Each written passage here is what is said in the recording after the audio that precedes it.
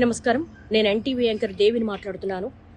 ఒక వార్తకు సంబంధించి నన్ను తెలంగాణ సిసిఎస్ పోలీసులు నిన్న నాకు కాల్ చేసి మాట్లాడుకుందాం రా అన్నారు.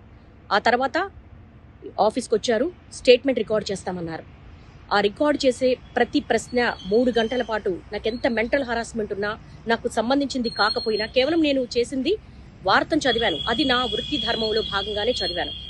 నాకు ప్రతిరోజు నేను వార్తలు చదవడమే నేను చేసే ఉద్యోగానికి నాకు శాలరీ వస్తుంది.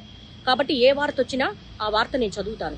అందులో భాగంగా చేసిన నా వృత్తి ధర్మంలో వాళ్ళు నన్ను అడిగినప్పుడు ప్రతి ప్రశ్నకు నేను స్టూడియోలో ఎంటర్ అయిన దగ్గర నుంచి మినిట్ టు మినిట్ వాళ్ళకి ఆన్సర్ చేశాను. 3 గంటల పాటు నాకు ఎంత మెంటల్ హారాస్మెంట్ ఉన్నప్పటికీ కూడా చాలా పేషెన్సీగా ఇచ్చాను. అయినప్పటికీ మళ్ళీ నేను రాత్రి కాల్ చేశారు. నేను రాత్రి కాల్ చేసి మళ్ళీ ఈ రోజు పొద్దున మళ్ళీ స్టేట్మెంట్ రికార్డ్ చేయాలి, మళ్ళీ రమ్మన్నారు. నేను ఒక మహిళా జర్నలిస్ట్ని. నా ఇంటికి వచ్చారు, నా హస్బెండ్తో మాట్లాడారు. నిజానికి నా ఇంట్లో వాళ్ళు ఇబ్బంది పెట్టాల్సినంత అవసరం లేదు. నేనేం దొంగను కాదు, నేను ఒక జర్నలిస్ట్ని.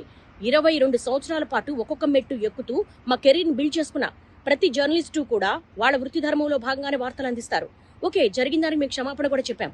అయినప్పటికీ కూడా ఒక మహిళను కూడా చూడకుండా ఇంటి దగ్గరికి పోలీసులు పంపించాల్సిన అవసరం ఏంటి? నా హస్బెండ్తో మాట్లాడాల్సినంత అవసరం ఏంటి? ఇవన్నీ కూడా ఎందుకు తెలంగాణ పోలీసులు ఇంత దాష్టికానికి పాల్పడుతున్నారు?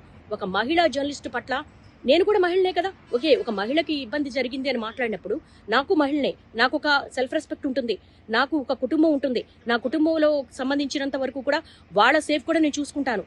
కానీ ఎందుకు ఇంత దాష్టికానికి పాల్పడుతున్నారు? ఇది చాలా అన్యాయము. ఇలా నన్ను రోడ్ల మీద పరిగెత్తించడం అనేది న్యాయం కాదు. నేను నా వృత్తి ధర్మంలో భాగంగానే చేశాను.